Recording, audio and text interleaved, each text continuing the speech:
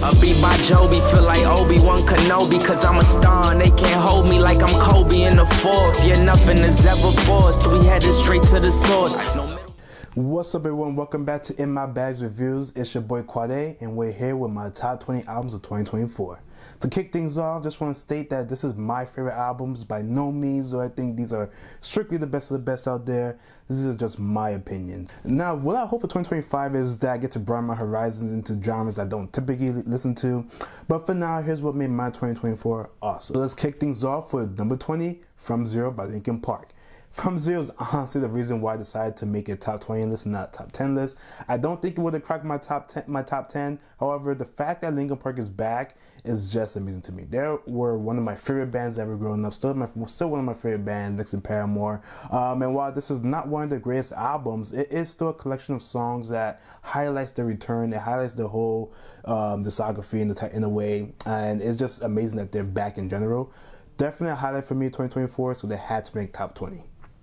Coming in at 19 though is Childish Gambino with Bando Stone in the New World. So this is supposed to be a soundtrack for a movie that may or may not be real. I'm still not sure about it. However, the most important part is that this is Gambino's final album, at least under the name Childish Gambino. What I love about this album is that it's just not a safe sound. You know, it doesn't follow the trends of hip hop. It steps out the box. He has a little bit of rock in there, some jazz, some, you know, R&B. He has a little bit of everything. His features are great. You know, I love Georgia Smith on there too. It's a really good album, and it's just adventurous and it's just different. So I love to see that from artists like Gambino. Now, coming up at 18 is going to be a debut album from Thames, Born in the Wild. A very heartwarming, beautiful album. It's amazing. It's an amazing debut from Thames, and it just solidifies her stardom from years to come. The rise of Afrobeats is something to continue to watch as we enter 2025, and I'm loving the rise. A lot more than I like the rise of dancehall in 2010.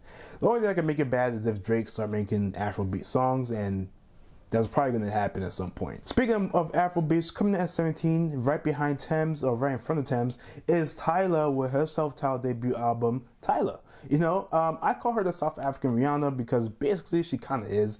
What Rihanna did for Caribbean music, I really feel like Tyla would do the same for African music. It was just really good. It was short, sweet, to the point, and it was great. Bangers after bangers after bangers. Like literally, you could dance to the whole album and not get bored. Coming in at number 16 is Willow's and Pathogen. Willow just does not miss. She had put out like 3 great albums back to back at this point now. I thought she found her sound with rock, but she's really found her sound here with progressive jazz type of rock. And she brought rock back home where it belongs with jazz music. If you know, you know. Now here's the second major surprise for me after Linkin Park.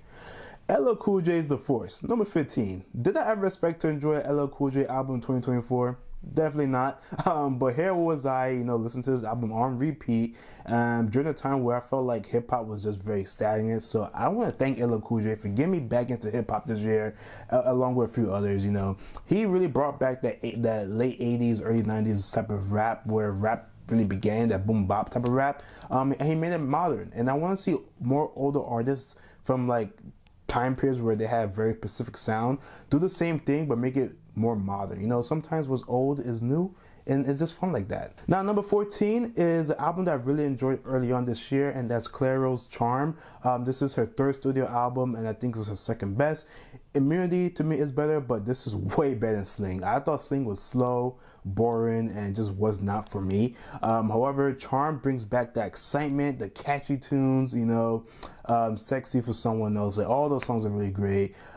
She's even nominated for a Grammy, so she did something right here. Shout out to Clairo, really good album. Coming at big number 13 goes to Sabrina Carpenter with Short and Sweet, because, you know, she's short. I really like this album. 2024 was the rise of the pop girl's revenge. You know, there's a lot of pop artists right now that came in blazing hot, and Sabrina was one of the artists that was really just at the forefront, leading the pack.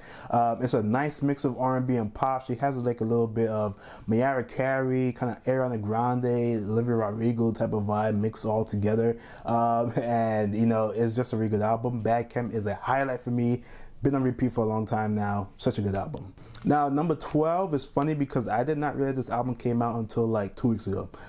So that's on me. But this goes up to Leon Thomas, Mutt. I fell in love immediately with it. Leon Thomas is a treasure. Mutt is only his second album, but he's a vet in this game. You know, he wrote for Drake, among a bunch of different artists, won a Grammy, and it's a step up from his debut, and I think it's just really great, and he's playing a helping hand along with people like Daniel Caesars, Brett Fayez, whoever, totally butchered his name, but to bring back R&B and bring it to a spot where it deserves to be highlighted again.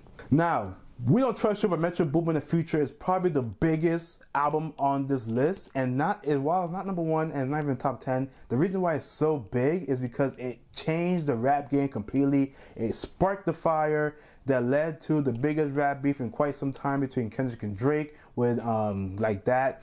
But even outside of that track, it's just full of ATL bangers, you know. It's just really great. This is like a nice evolution of that trap sound from Future and Metro. It stayed in my rotation for the year, and it was just a really solid album.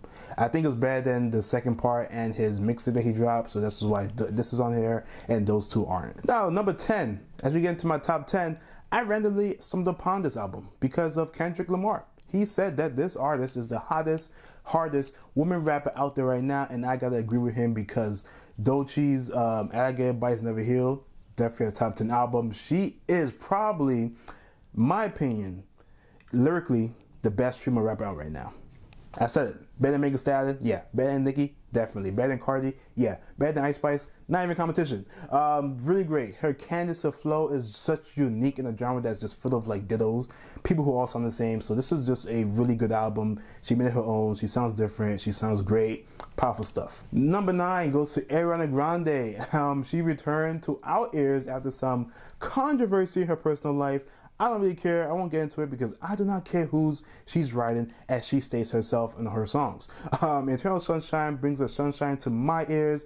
It's an album that showcases Ariana just being happy, and why should I judge that when I could just listen to an amazing album that makes me happy? It brings in some 90s R&B, a little bit of club music with some tracks. You know, she has Troye Sivan on there, a couple different artists. Really good album. Is also very short in terms of her probably discography, like in terms of other albums, but I like short albums. You get rid of the filler, you get rid of things you don't need, and it's just up there for me as a top 10. Now, coming at number 8 is Cowboy Carter from Beyonce. I really want this to be a little bit, you know, lower on the list, but it's just pretty here at number 8 because, you know, I like the album, I love the sound, it sounds great, but what I really like from this album is the fact that she stepped into a white-dominated space in country music, made it her own, while helping other black country artists like Shabuzi, and all while still paying homage to Grace by having like Dolly Parton on the album. She respected the country music, she made it her own, but she also wanted to involve it, and I think that alone is just a big statement as to why it deserves the number 8 spot. Coming in at number 7 now is going to be Mandela Bay's Imaginal Disc. This album is just insane, it's just really good. This is everything I imagined synth pop to evolve into in 2024. I was a huge synth pop fan growing up in high school and college, so to see that the genre is kind of coming back now with Mandela Bay and some of the artists, this was, you know, it makes my inner soul happy. This album is a banger. It is really good. While I didn't have it on repeat totally throughout the year, it took me some time to really get into it. That's why it's at number 7, now a little bit higher, but it's still really good. Number 6 goes to Vince Staples' Dark Times. Now, I complain about hip hop a lot. That is still la yada yada. However, there are some gems, and Vince Staples being one of them, and Dark Times is my number 6 album because it's just good. It's short, but good. You know, it reminds me of the Kanye run where he dropped like 3 albums back, like Kissy Ghost, you know, his Ye album. Nas had an album, I think, some other people, and those are all short, seven songs max. And even though this is a little bit longer than that, short albums are good. And Vince Staples is just a really good rapper. All his albums are amazing, so this is just another one he adds to the list. Number 5, Tyler the Creator, Chromacopia, another rap album. And this is amazing. And let me tell you, I'm not a big Tyler fan by any means necessary. However, that changed here because something about this album just did it for me. You know, from the production to the features, everything just felt right. Made Tyler one of my favorite albums of the year. Like, this is probably one of my favorite albums from him in general. And it's really just crazy to see how West Coast this year has been popping off. All West Coast artists have been dropping heat. Tyler, Vince, and someone else coming up on this list very soon. Coming in at number 4 though is a mega surprise to me because personally, I only like one song from this person and I did not expect to listen to this album and enjoy it the way I did. I even bought the vinyl for it because it's just that good. Poppy's Negative Spaces, really good album. I was at a bus stop thinking to myself, wow, I can't believe I'm enjoying the Poppy album more than the Linkin Park album because they came out the same day. And that's exactly what happened. And I want to do a full review of this album soon because it's just that great. I want to talk about it more in detail. But just know, if you like rock, you like nu metal, listen to this album. You're not gonna be disappointed. Now, coming in next at number 3, Billie Eilish, Hit Me Hard and Soft. You saw the review. You know I think it's Billie's best album. It deserves a spot. It was probably gonna be number 2 or it was number 1 for a while until 2 other albums dropped right after it. But however, Billie's best work to date, very good. Number 2, Mustard. Little bit of rock in there. Kendrick Lamar dropped what is an immediate West Coast classic in GNX. We've heard rumblings of a potential album ever since the Drake beef ended, and it finally came out in a surprise drop. Everyone I knew stopped what they was doing to listen to this thing, and for good reason. Kendrick revived that classic West Coast sound, and he made it his own. You know, he probably dropped some of his biggest hits to date with Squabble Up, Luther, Reincarnated. This is some of Kendrick's best work, and I'm like, really like it. While it doesn't have like that introspective all-around theme, overarching theme that his albums usually have, this is just bangers, and you cannot be mad about that. And I think that was the right move to do after he dropped Not Like Us and after the Drake beef, because at this point, capitalizing that, make some of your biggest songs ever, make a lot of money, put it back into the community, do it all again. Now, number 1, this should be no shock to anybody because it's the best album. It's a movement. It's a summer movement. It was a presidential campaign movement. Brat. Charlie took over 2024 as soon as she dropped this album. She did it. The marketing itself was crazy. She just used. I'm lost for words because Brat was just that good. It was like, it's not even just the album itself that was already amazing, but like I said, it was a movement. People of all types, faces, colors, gender, everything. It was so big for the LGBTQ community at that point. Like, it was big enough to be used in Kamala Harris's failed campaign.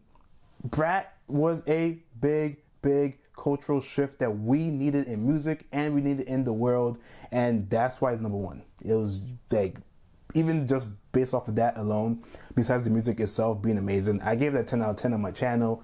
The Dino Drop gave it, Anthony Fantano gave it a 10 out of 10. Other people give it 10 out of 10, 5 stars. It's just that good. It should have won a Grammy, and she better win the Grammy. But there you have it, my top 20 albums of 2024. Let me know what you think of my list and what you like from it, what you hate from it, what will you change? And if there's an album that I did not mention, please comment below so I can take a listen and maybe I'll give it a review. Thanks for watching. Like, comment, subscribe, and I'll catch you later. Peace. A beat by Joby, feel like Obi-Wan Kenobi, cause I'm a star and they can't hold me like I'm Kobe in the 4th. Yeah, nothing is ever forced. We headed straight to the source.